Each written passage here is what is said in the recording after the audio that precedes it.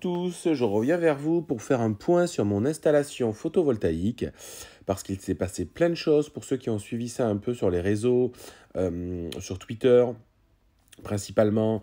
J'ai donc fait mon installation telle que vous l'aviez vu dans la dernière vidéo, mais malheureusement, il y a des problèmes importants. Ce problème, en fait, finalement, on a mis quelques temps, quelques semaines à comprendre ce qui pouvait à peu près se passer. Nous sommes nombreux dans ce cas-là, donc à avoir acheté ce type de kit, on va dire. Donc je vais refaire un petit peu l'historique quand même pour que ceux qui voient cette vidéo comprennent un peu vers quoi ce que j'explique.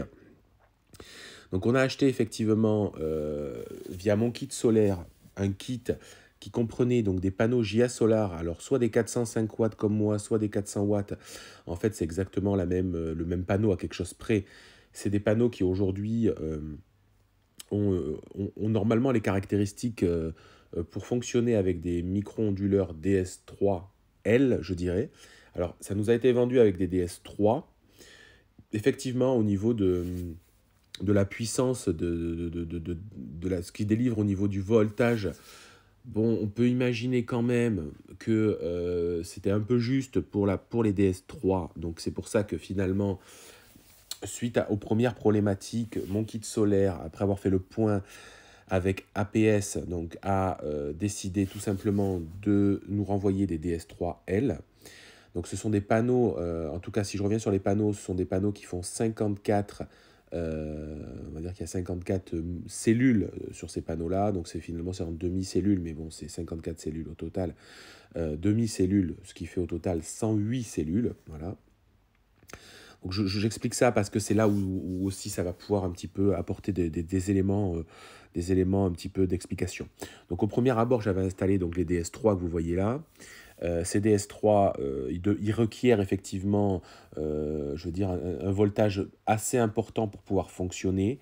C'est de là où le problème viendrait avec les panneaux qui, eux, ne délivrent pas assez de voltage pour pouvoir fonctionner correctement. Même si sur le papier, quand on regarde, on est proche de la limite basse, mais finalement, je pense qu'on est trop proche. Et donc, on nous a renvoyé des DS3L qui, eux, pour le coup, commencent à 25 au niveau de la valeur, entre 25 et 55 pour bien fonctionner. Donc là, pour le coup, ça doit fonctionner. Et ce qui se passe, c'est que donc on a reçu, quand je dis on, je parle au nom aussi des autres personnes, hein. Effectivement, on a reçu pour la plupart donc, des DS3L pour lesquels on a fait la modification et malheureusement, il ne se passe rien de mieux. C'est toujours pareil. Donc ça pose beaucoup de questions. Mon kit solaire s'embête vraiment avec cette histoire. APS est aussi sur le sujet, donc je vais vous expliquer un petit peu ce qui est en train de se passer. APS, c'est un des plus gros groupes mondiaux au niveau des créations des micro-onduleurs dans le monde. C'est le deuxième, c'est le deuxième mondial en termes de conception de micro-onduleurs, en termes de volume. Donc voilà ce qu'on pouvait vous dire. Donc on a affaire quand même à des gens normalement sérieux. Et qu'est-ce qui se passe concrètement? Quand je dis que ça ne fonctionne pas, je vais quand même montrer un schéma pour vous expliquer un petit peu ce qui se passe. Ce qui se passe, voilà une courbe type sur une journée ensoleillée chez moi, en sachant que j'ai 6 panneaux et que donc ça fait à peu près 2400 watts crête possible. Donc on pourrait imaginer que les panneaux montent jusqu'à 2000 watts à peu près, on va dire au possible. Et ce qui se passe, c'est que vous constatez qu'en début de journée, donc ça se déclenche à la bonne heure, grosso modo, c'est logique.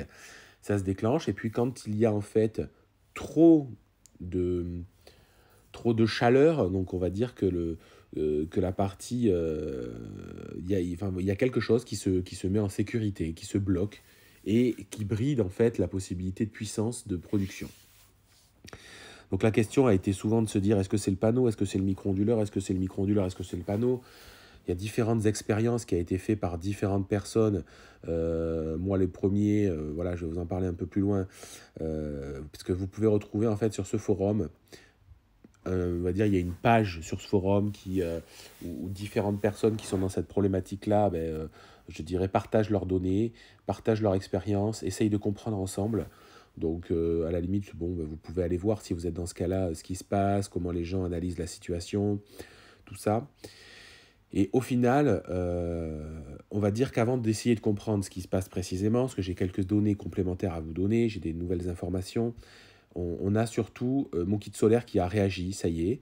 Donc ils ont réagi en écrivant à tous les propriétaires de ce type d'installation qui rencontrent effectivement des difficultés. Donc je vais vous lire effectivement très simplement le courrier. Donc vous avez récemment acquis un kit solaire avec des micro-onduleurs DS3 ou DS3L.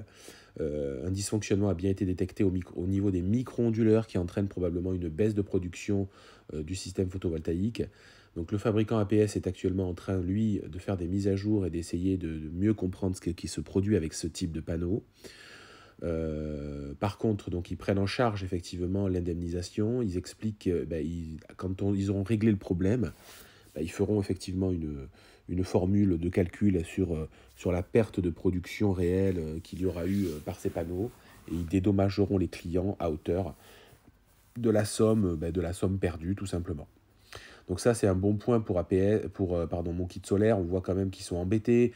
Ils ont des clients. Leur objectif, c'est que les clients soient satisfaits. C'est vrai que là, pour le coup, il y a eu un loupé. Faut dire les choses tel qu'il en est. Sauf que, donc là, vous voyez que vous pouvez faire une réclamation au niveau sur remboursement@monkitsolaire.fr. N'hésitez pas à vous faire connaître si vous ne l'avez pas déjà fait. Mais l'avantage, c'est qu'on a aussi un courrier d'APS où là, on voit effectivement qu'APS signale qu'il rencontre des problèmes donc, sur les DS3L avec les panneaux, donc les fameux JA Solar 405 ou les 400, sachant que c'est la même chose pour eux, et également pour les DualSun 405. Donc vous voyez qu'il y a aussi d'autres panneaux qui sont des DualSun. Alors ces panneaux, quand on regarde un petit peu, c'est aussi un peu la même config. Hein. On est aussi sur 54 cellules. Et donc ils expliquent que malheureusement, normalement, ça devrait très bien fonctionner avec des DS3L. Vous voyez, donc eux par contre, ils parlent que du L. Hein. Ils parlent bien que le DS3, c'est un peu... je pense qu'il requiert un panneau un peu plus performant, je vais dire ça comme ça. Et effectivement, ils expliquent que leur système de recherche et développement qui est en Chine est sur le coup, qu'il y a des interlocuteurs en Europe et qu'ils font tout pour que ça puisse se solutionner. Donc voilà où on en était dans les derniers éléments. À partir de là, donc comme je vous montrais, le DualSun, c'est aussi les mêmes caractéristiques quasiment que notre panneau JA Solar. Et donc on a fait des tests, c'est ce que j'expliquais, on a fait des tests. Quand je dis on est plusieurs à avoir fait des tests. Les autres personnes qui m'ont contacté se reconnaîtront. On a fait premier test avec de l'eau, c'est-à-dire qu'en fait, dès qu'on mouille le panneau et qu'il y a effectivement une sorte de... il y a forcément une réaction. La réaction, c'est que la partie, on peut imaginer quand le panneau est plus froid, la partie voltage réaugmente. On voit que la production se lance instantanément. Là, on a le cas sur 2 exemples également. Donc c'est vrai que quand on voit ça, on se dit putain mais mince, en fait c'est les panneaux qui ont un souci. Et alors comment vous dire ? En fait, les panneaux respectent la configuration qu'ils devaient avoir, parce que vous voyez, c'est eux qui m'ont fait une analyse de la situation. Vous allez voir sur ce graphique qu'ils m'expliquent tout simplement que mon panneau en question a bien une variation entre 32,9 et 34,7 au niveau des voltages donc sur la journée, et que ça répond complètement aux caractéristiques d'un DS3L, qui doit être compris entre 25 et 55. Et ce qui est assez étonnant, c'est que quand on voit le pic en question qui a été analysé, c'est-à-dire mon pic quand j'ai mouillé mon panneau, là on le voit, on voit surtout que la partie voltage du panneau, elle ne bouge quasiment pas. Donc, pour eux, ça ne peut pas venir des panneaux à la simple raison qu'il y a une sorte de linéarité au niveau du voltage, peu importe finalement qu'on mouille ou qu'on mouille pas les panneaux. Vous voyez bien que la ligne, donc, pour être très clair sur ce schéma-là, donc c'est la ligne rose, voilà, la rose la plus soutenue. Mais si vous la regardez, depuis le matin, on va dire, même, elle ne change pas de niveau de voltage. Donc, on ne peut pas imaginer que ce soit ça qui fasse une variation au niveau des micro-onduleurs. Mais c'est autre chose. Bon. Donc, à la question de pourquoi aujourd'hui les DS3L réagissent comme les DS3 alors qu'ils ne devraient pas, j'ai eu une première brève réponse hier. On est effectivement aux alentours du 20 avril de la part de Mon Kit Solaire. Il semblerait, je dis bien il semblerait, parce que c'est vers ça qu'ils recherchent, que finalement les DS3L qui nous ont été envoyés ont en fait les mêmes caractéristiques techniques qu'un DS3. Et que peut-être sur la chaîne de fabrication en Chine des DS3 et des DS3L, ils auraient mis les mêmes composants dans les DS3 que dans les DS3L.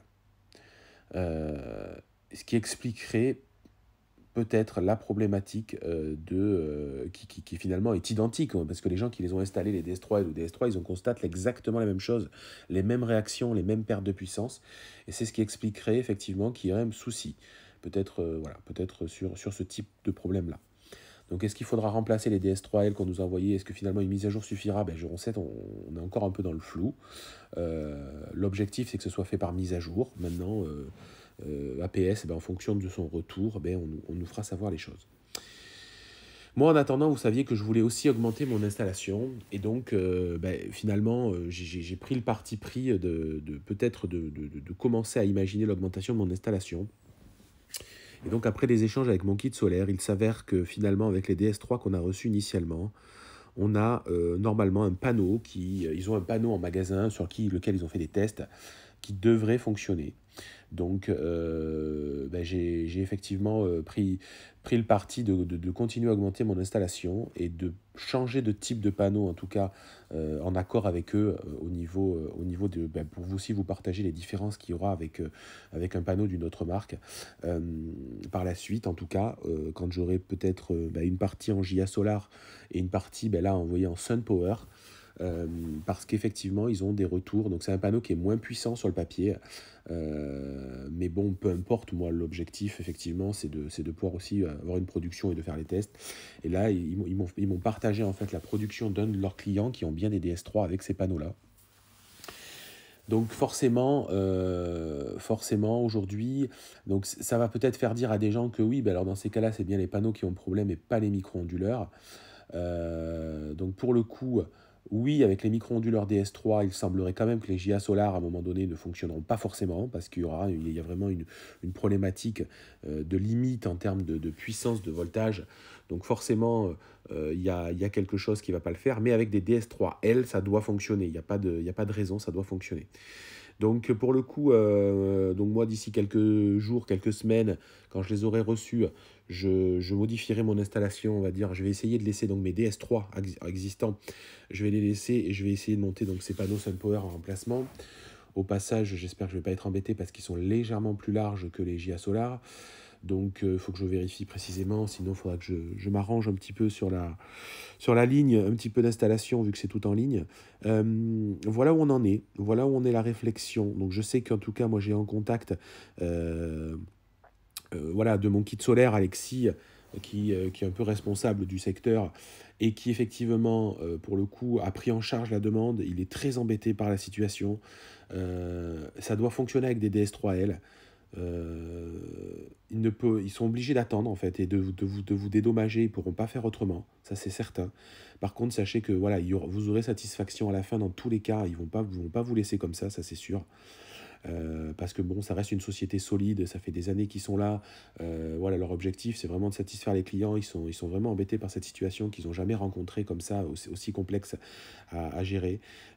Si pour ceux qui sont quand même acheteurs, vous pouvez encore aujourd'hui vous tourner vers eux parce que en fait, ils ont corrigé aujourd'hui. Ils vendent plus forcément ces DS3, DS3L. Ils sont un peu dans l'attente de savoir comment ils vont fonctionner. Donc, ils ont changé. Je crois qu'ils proposent des QS1. Alors qui sont certes un petit peu moins puissants, qui plafonnent à 350 watts, mais qui fonctionnent a priori correctement avec des panneaux, même des JA Solar, on va dire, en entrée de gamme, si on veut chercher des panneaux pas trop chers. Donc effectivement, il n'y a pas de problème là-dessus, vous pouvez regarder.